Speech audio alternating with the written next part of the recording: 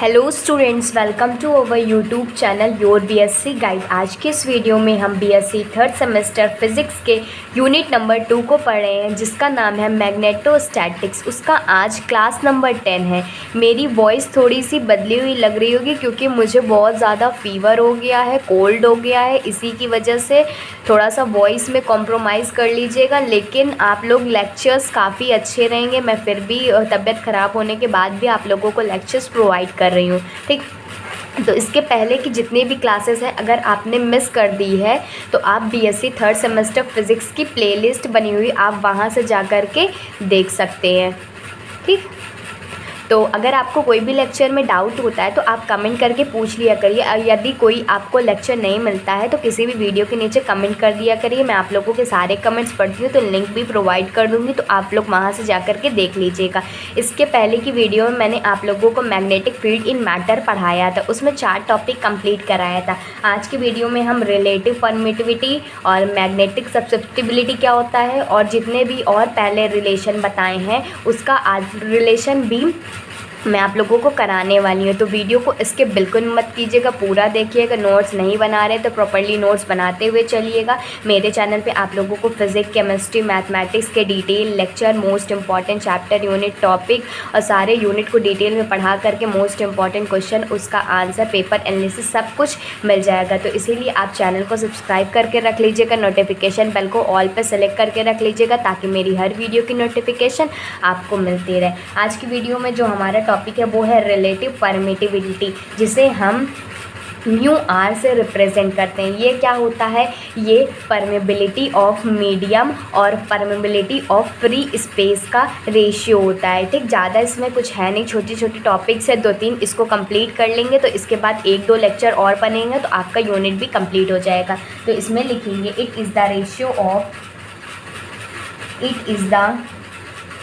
Ratio of permeability of medium, जिसे हम mu से रिप्रेजेंट करते हैं, एंड द परमेबिलिटी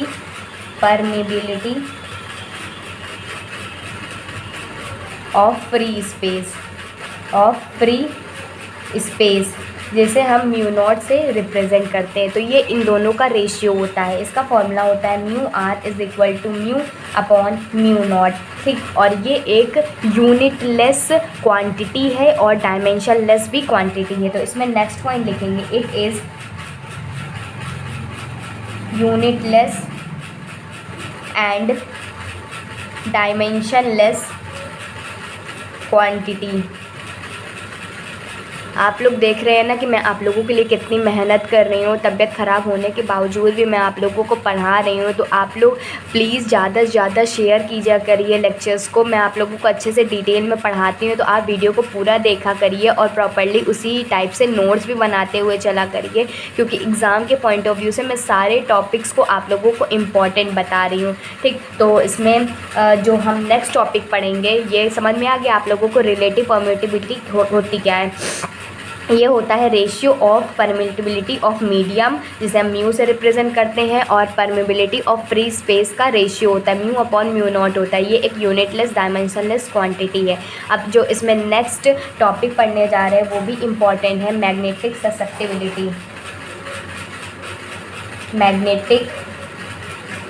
सब्सिप्टिबिलिटी, ठीक। इसको हम लोग काई एम से डिनोट करते हैं। अगर आपने यूनिट फर्स्ट को अच्छे से देखा होगा तो मैंने आप लोगों को ससेप्टिबिलिटी क्या होता है अच्छे से बताया भी हुआ है। तो इसमें लिखेंगे ये किसका रेशियो होता है? ये होता है इंटेंसिटी ऑफ मैग्नेटाइजेशन, जो कि मैंने आप लोगों को पिछली वीडियो में बताया उसका, और मैग्नेटिक फील्ड इंटेंसिटी उसका रेशियो होता है। तो इसे में लिखेंगे it is the ratio of intensity of magnetization, जिसे हम आई से डिनोट करते थे, to the magnetizing field intensity, जिसे हम कैपिटल एस से डिनोट करते हैं। तो इसका फॉर्मूला हो जाएगा chi M is equal to I upon H. अगर इसकी यूनिट की बात करें तो इसकी यूनिट क्या हो जाएगी, देखेंगे यूनिट इज़ इक्वल टू इसकी होती है एम्पियर बाय मीटर, इसकी भी होती है एम्पियर बाय मीटर, एम्पियर से एम्पियर, मीटर से मीटर कैंसिल हो जाएगा तो 1 आ जाएगा। ठीक, तो होप आप लोगों को वीडियो अच्छे से समझ में आ रही होगी। नहीं समझ में आ रही है तो अगर आपने स्टार्टिंग से लेक्चर देखा है तब तो समझ में आ रही, नहीं समझ में आ रही तो आप लोग कोशिश कीजिए कि स्टार्टिंग से लेक्चर्स को देखिए, तब जा कर के आगे के लेक्चर्स को देखिए, क्योंकि सारे लेक्चर्स इंटर रिलेट ही हैं। और अगर आप स्टार्टिंग से देख रहे हैं तो बहुत अच्छी बात है, प्रॉपर्ली नोट्स भी बन रहा होगा आप लोगों के एग्ज़ाम में।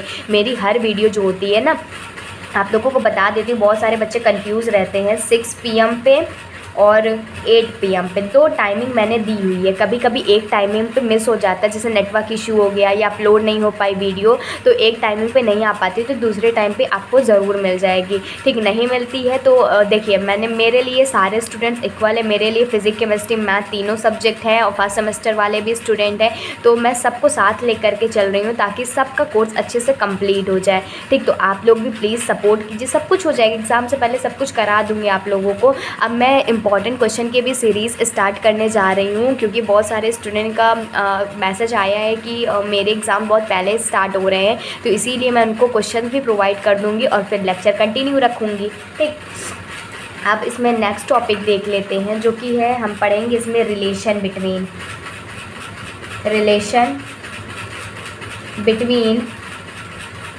3 वेक्टर्स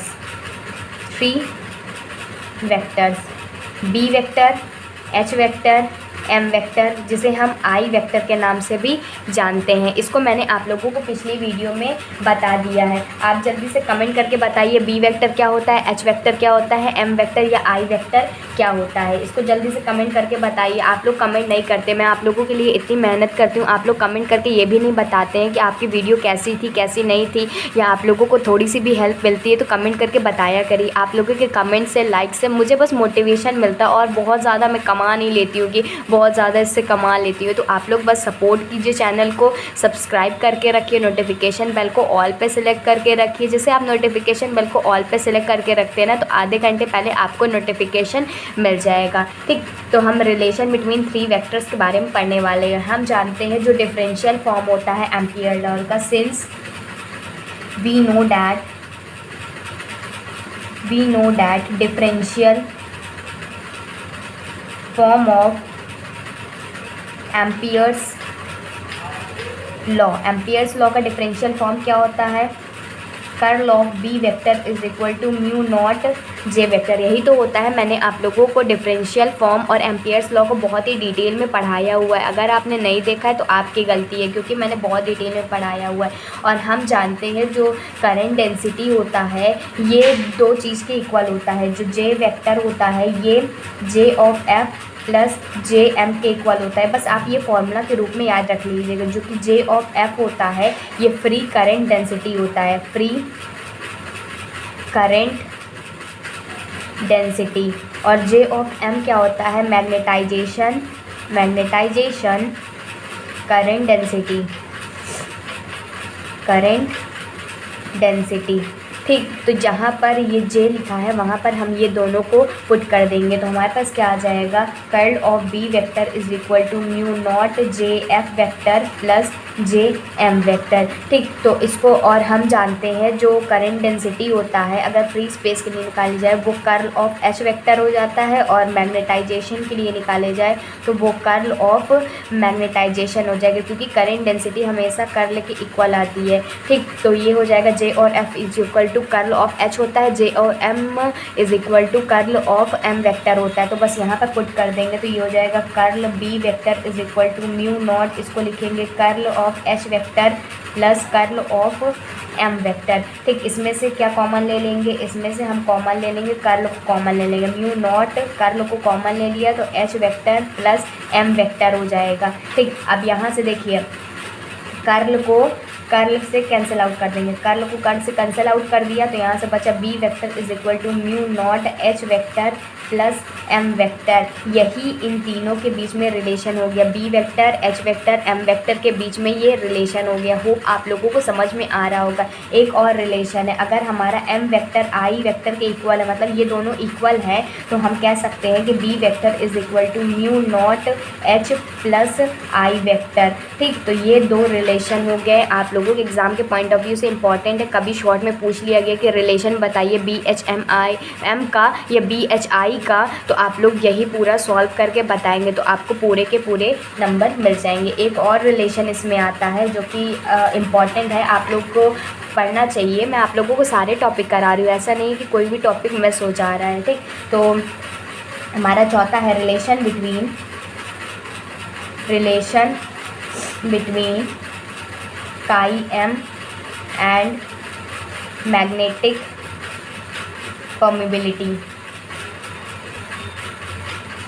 अभी मैंने आप लोगों को मैग्नेटिक ससेप्टिबिलिटी बताया ना, जिसे हम काई एम से डिनोट करते हैं, इसका रिलेशन, और मैग्नेटिक परमिबिलिटी जिसे हम म्यू से रिप्रेजेंट करते हैं, इसका रिलेशन देखते हैं। सबसे पहले हम क्या जानते हैं, सिंस वी नो डैट जो बी वेक्टर होता है, हम mu naught H plus I vector अभी हमने निकाला यहाँ से, तो हम ये इस फॉर्मूला से ही हम लोग इन दोनों के बीच में रिलेशन निकालेंगे। तो ये B vector is equal to mu naught, H को बाहर ले लेते हैं तो अंदर क्या बचा, 1 बचा, और एच को बाहर लिए तो इसके नीचे भी एच वेक्टर आ जाएगा। ठीक, हमने इसको एच को कॉमन लिया है। ठीक, कॉमन लिया तो आप लोगों को आता होगा। अब ये एच वेक्टर को इसके नीचे ले आते हैं तो B vector upon H vector is equal to mu naught 1 plus, और हम जानते हैं अभी हमने काई एम का फॉर्मूला पढ़ा, वो क्या होता है, आई वेक्टर अपॉन एच वेक्टर ही तो होता है, तो इसकी जगह पे हम काई एम भी लिख सकते हैं। ठीक, क्योंकि हमने ये वाला अभी फॉर्मूला जस्ट पढ़ा हुआ है। तो हम जानते हैं म्यू जो होता है वो हमारा B vector upon H vector होता है, तो इसकी जगह पे हम म्यू लिख दीजिए और इसकी जगह पे ये लिख दीजिए, और ये 1 प्लस काई एम हो गया। तो एक रिलेशन हमारे पास ये बन के आ गया, क्यों mu B vector upon H vector के इक्वल होता है और chi M I vector upon H vector के इक्वल होता है। एक और फॉर्मूला होता है, अगर हम म्यू को म्यू नॉट के नीचे रख दें तो यहाँ से क्या बन जाएगा, 1 प्लस काई एम बन जाएगा। और अभी हमने पढ़ा म्यू अपॉन म्यू नॉट क्या होता है, म्यू ऑफ आर होता है, रिलेटिव परमिबिलिटी होता है, 1 प्लस काई एम। अगर रिलेटिव परमिबिलिटी और काई एम का रिलेशन पूछता है तो आप लोग ये बताइएगा, नहीं तो आप लोग अगर मैग्नेटिक ससेप्टिबिलिटी और मैग्नेटिक परमिबिलिटी का रिलेशन पूछता है तो ये बताइएगा। तो ये दोनों रिलेशन एग्ज़ाम के पॉइंट ऑफ व्यू से इम्पॉर्टेंट हो सकते हैं, तो आप लोग अच्छे से देख लीजिए। नहीं समझ में आया आप वीडियो को रिपीट करके देखिए। कुछ बातें मैं आप लोगों को और बता देती हूँ, देखिए ये इम्पॉर्टेंट है, समझिएगा।